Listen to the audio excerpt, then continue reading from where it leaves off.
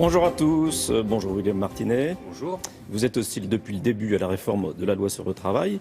Visiblement, les propositions de Manuel Valls lundi, la nouvelle mouture, ne vous a pas du tout convaincu.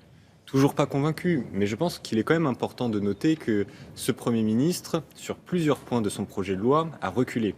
Je pense notamment à deux sujets qui font la contestation des jeunes depuis quelques semaines.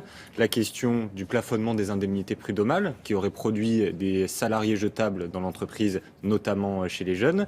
Et la question du temps de travail des apprentis. Rappelons-nous, ce gouvernement voulait que des jeunes de 15 ans travaillent jusqu'à 40 heures par semaine. Par exemple, sur ces deux points-là, parce que des jeunes se sont mobilisés, et je pense à la mobilisation du 9 mars dernier, avec plus de 100 000 jeunes, 500 000 personnes dans la rue, et ce Premier ministre qui se disait inflexible, finalement, on a réussi à le faire céder sur ces points. Donc les lignes, elles commencent à bouger, mais effectivement, vous l'avez dit, le contenu de ce nouveau projet de loi, il n'est toujours pas satisfaisant pour nous, parce que sa logique, son contenu reste le même, ça reste de la précarité pour les jeunes, et donc même si on a fait reculer le Premier ministre sur certains points, je crois qu'il y a toujours une nécessité à continuer la mobilisation. Vous dites que Manuel Valls a reculé. Est-ce que ces aménagements, ça vous permet de dire qu'il faut d'autres aménagements, ou est-ce que vous continuez à dire qu'il faut un retrait pur et simple du texte ? Notre position reste la même depuis le début, retrait pour pouvoir faire entendre nos contre-propositions. Et je crois que malheureusement, les 5 jours de pseudo-concertation qui ont été organisés la semaine dernière, au vu du résultat, au vu du nouveau texte, montrent bien que cette configuration, elle ne fonctionne pas, elle ne permet pas d'avoir de réelles concertations. On a besoin d'un retrait pour pouvoir avoir des discussions sereines et que ce soit vraiment les revendications des jeunes, des étudiants, des salariés qui soient entendues par ce gouvernement. Est-ce que vous attendez pour aujourd'hui une forte mobilisation ? Alors la journée de mobilisation d'aujourd'hui, elle est différente de la journée du 9 mars puisque c'est une journée qui est principalement étudiante et lycéenne. Donc notre objectif aujourd'hui, c'est d'avoir plus d'assemblées générales qui se tiennent dans les universités et plus de lycéens et d'étudiants dans la rue que la semaine dernière. Et je crois que de ce point de vue-là, tous les retours qu'on a du terrain pour l'instant sont plutôt satisfaisants. Du côté jeune, il y a une mobilisation qui est en train de se construire et les annonces qui ont été faites par le Premier ministre lundi dernier, elles n'ont pas incité les jeunes à rester chez eux. Je crois au contraire, ces annonces, elles ont convaincu les jeunes que la mobilisation doit continuer. Vous parliez d'assemblée générale, elle se tient dans toutes les universités ? Alors, la semaine dernière, il y avait 50 assemblées générales qui se sont tenues. Aujourd'hui, on en aura à peu près 75, donc ça veut dire dans la quasi-totalité des universités. Mais on commence à avoir des difficultés dans certains établissements. Je pense par exemple, hier soir, 2 universités, celle de Bordeaux et celle de Paris 1, qui ont pris la décision de fermer administrativement aujourd'hui l'université pour que les assemblées générales ne puissent pas se tenir. Ça, c'est une décision qui est grave, qu'on a dénoncée depuis hier soir. On ne peut pas accepter qu'une université prive des étudiants de leur droit de réunion, de leur droit de débattre et de leur droit de s'impliquer dans un débat politique. Vous demandez à la ministre d'intervenir ? Tout à fait. Nous envoyons un message à Najat Vallaud-Belkacem. Il faut qu'elle réagisse et il faut qu'elle fasse réouvrir ces universités. On ne peut pas dire à des étudiants « restez chez vous, vous n'avez pas le droit de vous réunir, vous n'avez pas le droit de débattre ». Ça doit être dans ce pays un droit démocratique de se réunir en assemblée générale et ce n'est pas acceptable que certaines universités l'empêchent. Est-ce que de votre côté, il y aura des blocages d'universités ? Pour l'instant, c'est absolument pas un sujet à l'ordre du jour. Par exemple, dans les universités qu'on vient de citer, je pense à celle de Paris 1, ce qui avait été obtenu dans un premier temps en dialoguant avec la direction de l'université, c'était une banalisation des cours. C'est-à-dire permettre que des étudiants qui vont en AG ou qui vont manifester ne soient pas sanctionnés en cas d'absence. Ce genre de dispositif, nous, il nous va très bien. Il permet à plus d'étudiants de s'impliquer dans la mobilisation et c'est bien ça l'objectif qu'on recherche. Dans la nouvelle mouture du texte, il y a des avancées, vous en parliez, et notamment la garantie jeune.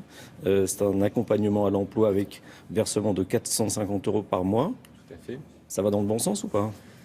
Oui, ça va dans le bon sens, mais il faut maintenant regarder un peu attentivement cette annonce. Le Premier ministre a utilisé un mot très fort pour parler de la garantie jeune. Il a dit universalité de la garantie jeune. C'est effectivement une revendication qui est portée de longue date par beaucoup d'organisations de jeunesse, l'UNEF la première, mais aussi beaucoup d'autres. Bon, sauf que le problème, c'est que quand ce Premier ministre il parle d'universalité de la garantie jeune, ça voudrait dire que 900 jeunes qui sont dans une situation sociale difficile, sans qualification et hors de l'emploi... 900 000. 900 000 jeunes, pardon. 900 900 000 jeunes devraient accéder à cette garantie jeune. Sauf que 900 000 jeunes, si on regarde le versement de l'allocation, si on pense aux moyens supplémentaires qu'il faut donner aux missions locales pour accompagner ces jeunes vers l'emploi, ça ferait budgétairement de 4 à 5 milliards d'euros. On a bien compris que c'est pas ça que le Premier ministre nous a annoncé lundi. Et donc finalement, quand il parle d'universalité de la garantie jeune, pour l'instant, c'est un mot creux. Et c'est bien ça le problème des annonces de lundi dernier, c'est que toute la précarité du projet de loi, elle est bien réelle, mais à chaque fois que le Premier ministre nous a annoncé des droits supplémentaires pour les jeunes, ces droits, en fait, ils restent complètement virtuels. Quand le patronat dit on n'embauche pas en CDI parce qu'en cas de coup dur, on n'arrive pas à licencier, est-ce que ça vous paraît pas crédible ?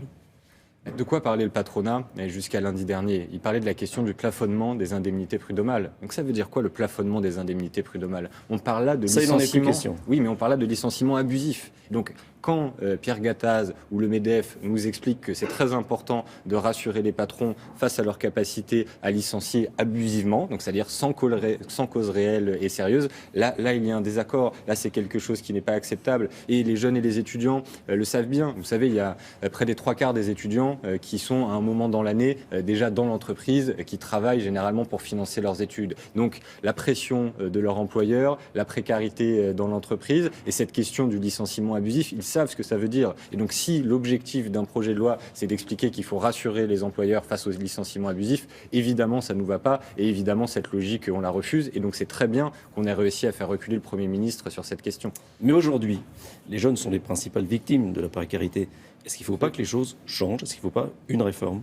Mais on passe notre temps à demander une réforme. Vous savez, ça fait des mois qu'on frappe à la porte du ministère du Travail pour dire la solution est intenable. Il y a 25% de chômage chez les jeunes, il y a 75% des CDI qui concernent les moins de 30 ans.